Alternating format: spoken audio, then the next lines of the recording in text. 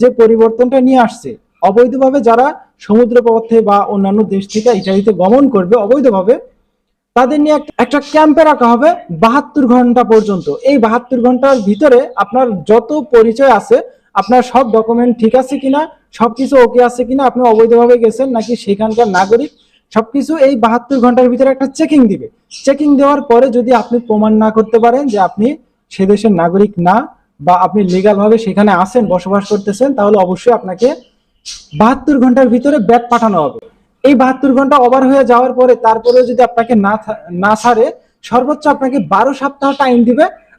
আপনাকে প্রমাণ করতে হবে যে সেখানে থাকার মতো যোগ্যতা আপনার আছে। এই বিষয়টার জন্য আপনাকে সর্বোচ্চ 12 সপ্তাহ টাইম দিবে। 12 সপ্তাহ বলতে বোঝানো হয়েছে প্রায় 2 মাস একটা সময় দিবে, 2 মাস মতো। এই 2 মাসের ভিতরে আপনাকে প্রমাণ করে দেখাইতে হবে। এখন যদি আপনি প্রমাণ না করতে পারেন, তাহলে আপনাকে কি করবে?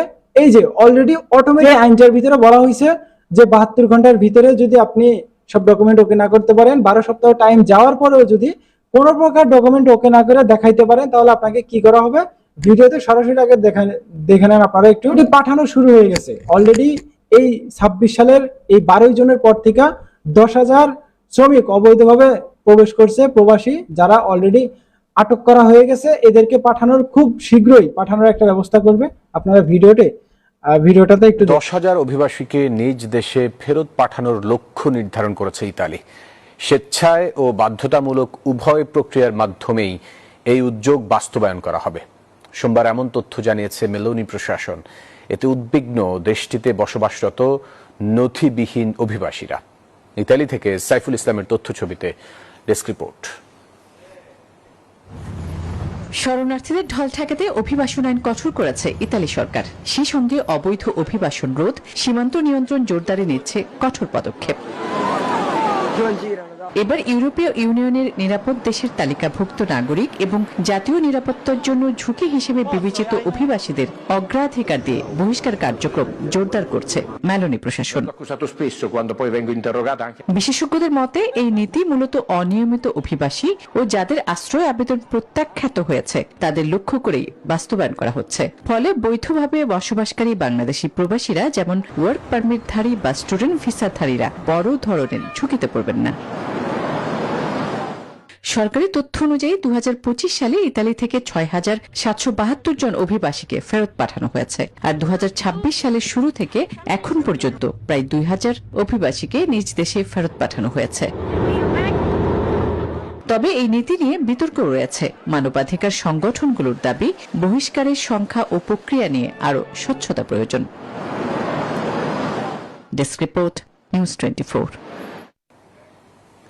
দর্শকের বিষয়ে আরো খবরাখবর জানাতে ইতালির মিলান থেকে আমাদের সঙ্গে যুক্ত হচ্ছেন সহকর্মী সাইফুল ইসলাম।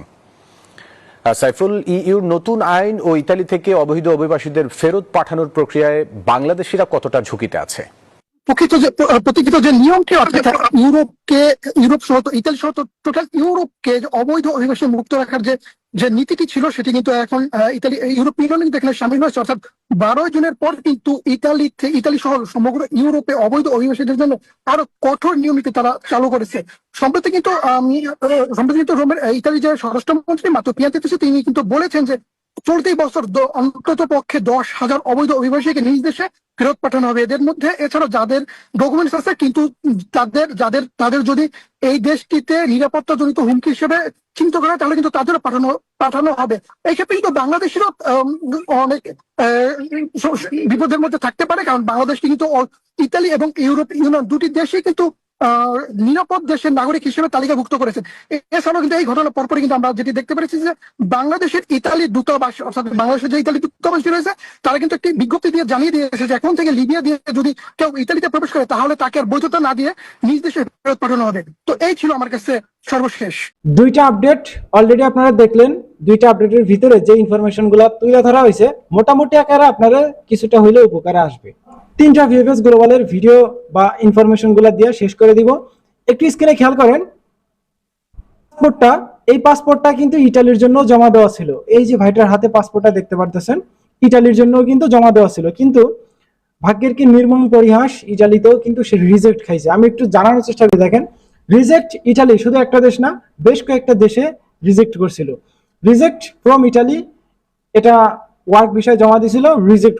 এরপর একটা জমা করছিল মাল্টায়, সেখান থেকেও রিজেক্ট করছে। ইউএস এর জন্য অ্যাপ্লাই করছিল একবার, সেখানেও রিজেক্ট।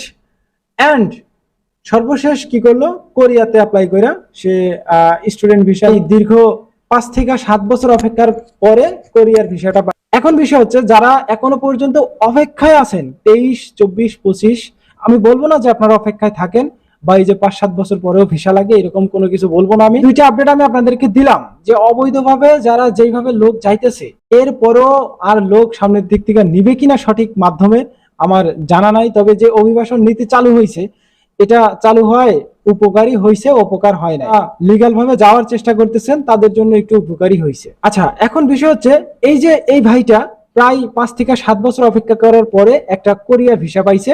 ইটালিতে রিজেক্ট খাইছে, মাল্টায় রিজেক্ট খাইছে, এরপর যুক্তরাজ্য, সেখান থেকেও রিজেক্ট করা হয়েছে। সপ্তাহের শেষ একটা কালেকশন দিয়ে ভিডিওটা শেষ করব। আজকে ঢাকা, চট্টগ্রাম এবং সিলেট 3টা ভিডিওতে কালেকশনের সংখ্যাটা দেখা গেছে প্রায় 1.5 থেকে 200 বা 300-250 এরকম একটা কালেকশন দেখা গেছে 3টা গ্লোবাল মিলে। যেহেতু সপ্তাহের শেষ একটা কালেকশন বৃহস্পতিবার, একটু কালেকশনটা বেশি থাকে। দেখা গেছে আজকে ঢাকায় স্পন্সর এগ্রিকালচার মিলে 13টা পাসপোর্ট কালেকশন হয়েছে। গতকালও বেশ ভালো পরিমাণে পাসপোর্ট গুলা কালেকশন হয়েছে এবং তারা কিন্তু ভিসাও পাইছিল।